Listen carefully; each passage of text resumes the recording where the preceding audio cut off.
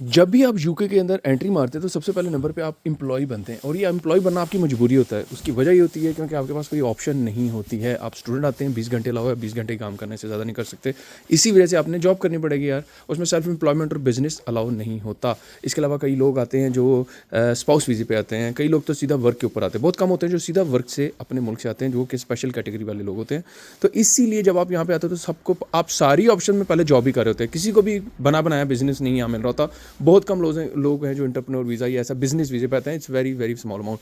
तो हम सारी मेजॉरिटी की बात करेंगे। तो जब एम्प्लॉय बनोगे, सैलरी पे आओगे, अब यहाँ पे आके आपको एक चीज़ जाननी है, आपको ये चीज़ जहन में रखनी है, सारी ज़िंदगी नौकरी पे लगे ना रहना। नौकरी तुम्हें हैंड टू माउथ रखेगी यूके के अंदर, ठीक है। हर मुल्क का एक सिस्टम बना हुआ होता है, हर मुल्क का अपना अलग से सिस्टम है। ये जो एम्प्लॉई वाला सिस्टम होता है जिसके अंदर आप नौकरी करते हैं, उसका सबसे बड़ा नुकसान ये, वो आपको हैंड टू माउथ रखेगा सारी ज़िंदगी। आप सिर्फ नौकरी करते चले जाओगे, बच्चे पैदा होते चले जाएंगे, एक्सपेंस बढ़ते चले जाएंगे। आप एक सैलरी से दूसरी भी जॉब पे स्विच मार लोगे, ज़्यादा से ज़्यादा थोड़े से पैसे बढ़ जाएंगे। वो थोड़े से पैसे आपके घर के खर्चों में लगेंगे। गाड़ी ले लोगे, गाड़ी की इंश्योरेंस जाएगी, गाड़ी के खर्चे जाएंगे, घर के खर्चे जाएंगे, बीवी बच्चों के खर्चे होंगे। वक्त के साथ साथ ये बढ़ेंगे, घटेंगे नहीं। आपकी जो सैलरी होगी उसके साथ कंपनसेट करेगी। तो आपकी सैलरी आपको हैंड टू माउथ रखेगी, अनलेस आप एक हाई लेवल की सैलरी ले रहे हो। और आपको पता ही है यूके के अंदर 50%, अब तो मेरे ख्याल 60% आई थिंक सो कर रहे हैं, 55,000 या 60,000 कर रहे हैं। तो 50,000 पाउंड से ऊपर जब सैलरी जाती है आपको, उससे ऊपर जो होता है 20 से 40 या 50%, मेरे ख्याल 50% आई थिंक सो, ये 40 या 50% टैक्स लगना शुरू हो जाता है। टैक्स की अमाउंट बढ़ जाती है सैलरी के ऊपर। सही हो गया।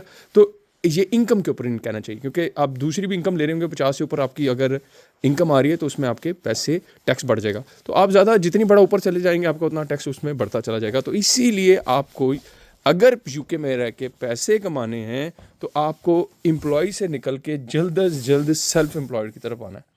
ये है सबसे इंपॉर्टेंट जगह।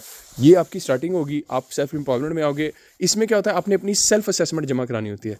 इसमें आप खुद टैक्स देते हो साल के बाद, ठीक है। अब तो यूके की हुकूमत HMRC ये करती है कि आपसे 50% वैसे ही अगले साल का टैक्स पहले ही एडवांस ले लेती है, 50%।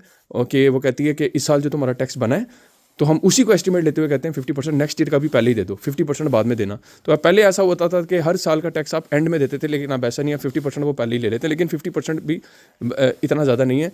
तो वो जो पैसे हैं जो आपने एक साल बाद देने हैं, वही पैसे आप सेल्फ एम्प्लॉयमेंट यूटिलाइज कर सकते हैं अपने बिजनेस को एक्सपेंड करने का। अच्छा, आप जब स्मॉल सेल्फ एम्प्लॉयड बनते हैं, तो सेल्फ एम्प्लॉयड का मतलब नाई भी होता है, बार्बर भी होता है, सेल्फ एम्प्लॉयड टैक्सी वाला भी होता है जो टैक्सी करता है, ऊबर डिलीवरी, ऊबर ईट्स। इसके अलावा कोई भी लेबर का काम भी अगर आपको सेल्फ एम्प्लॉयड के तौर पे कर रहे हो, सेल्फ एम्प्लॉयमेंट में आता है। सेल्फ एम्प्लॉयमेंट में स्मॉल बिजनेसेस भी आते हैं, अकाउंटेंट भी हो सकता है सेल्फ एम्प्लॉयड के तौर पे अगर वो काम कर रहा है एज अ सिंगल, बहुत थोड़ा लेवल पे, छोटे लेवल पे काम कर रहा है। और इस तरह ये जो जितने बिल्डर्स होते हैं, जितने ये जो प्लम्बर्स होते हैं, इलेक्ट्रिशियंस होते हैं, ये ज़्यादातर सारे सेल्फ एम्प्लॉयमेंट के ऊपर काम कर रहे होते हैं। सेल्फ एम्प्लॉयमेंट में पैसा जनरेट करने के ज़्यादा ऑप्शन है। सेल्फ एम्प्लॉयमेंट में क्या होता है, आप अपने एक्सपेंसेस को अपने प्रॉफिट में से, जो आपने कमाई या इनकम है, उसमें से अपने एक्सपेंसेस माइनस करके जो रह जाता है, अब एक्सपेंसेस में क्या क्या आ सकता है, पेट्रोल आ सकता है आपका, वो आप निकाल सकते हो। इसके अलावा जो आपका इंटरनेट आता है, घर जो कमरा, अगर आप घर का कमरा इवन यूज़ कर रहे हो बिजनेस के लिए, उस घर के उस कमरे का उतना एक रेंट का पोर्शन भी आप माइनस कर सकते हैं। बिजली का बिल, ब्रॉडबैंड भी उसमें से माइनस कर सकते हैं,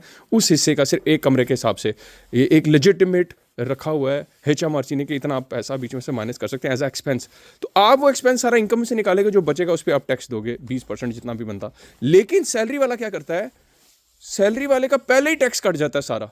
पेट्रोल भी अगर उसने, जैसे रोज उसने बस पास लिया हुआ है या गाड़ी रखी हुई है घर के अंदर, जॉब पे आना जाना है, तो वो सारा जो पेट्रोल का खर्चा है, वो उसको उस टैक्स होने के बाद की जो रकम मिल रही है उसमें से उसने पेट्रोल देना है।